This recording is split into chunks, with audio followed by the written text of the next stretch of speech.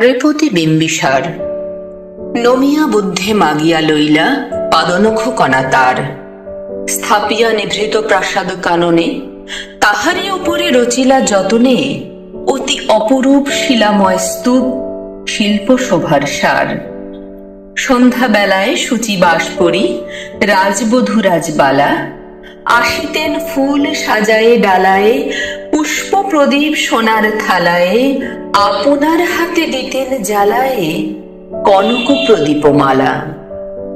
অজাতশত্রু রাজা হলো যবে পিতার আসনে আসি পিতার ধর্ম শনিতের স্রোতে মুছিয়া ফেলিল রাজপুরী হতে সপিল যজ্ঞ অনল আলোতে বৌদ্ধ শাস্ত্র রাশি।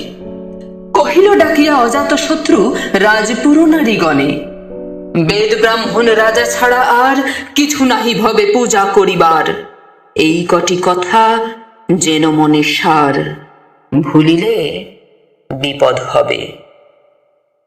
সেদিন শারদ দিবা অবসান শ্রীমতী নামে সে দাসী পুণ্য শীতল সলিলে নাহিয়া পুষ্প প্রদীপ থালায় বাহিয়া রাজমহিষীর চরণে চাহিয়া নীরবে দাঁড়ালো আসি।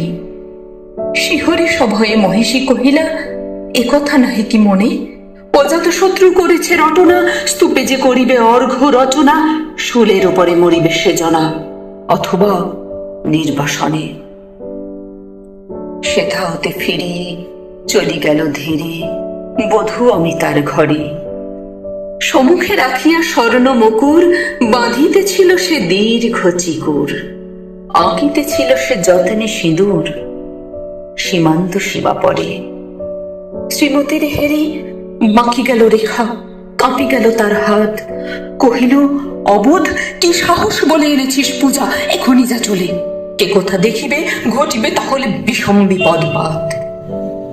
অস্তরবীর রশ্মিয়া ভাই খোলা জানালার ধারে কুমারী শুক্লা বসি একাকিনী পড়িতে নিরত কাব্য কাহিনী চমকে উঠিল শুনি কিঙ্কিনী চাহিয়া দেখিল দ্বারে শ্রীমতীর হেরি পুঁথি রাখি ভূমে দ্রুত পদে গেল কাছে কহে সাবধানে তার কানে কানে রাজার আদেশ আজি কে না জানে এমনি করে কি মরণের পানে ছুটিয়া চলিতে আছে।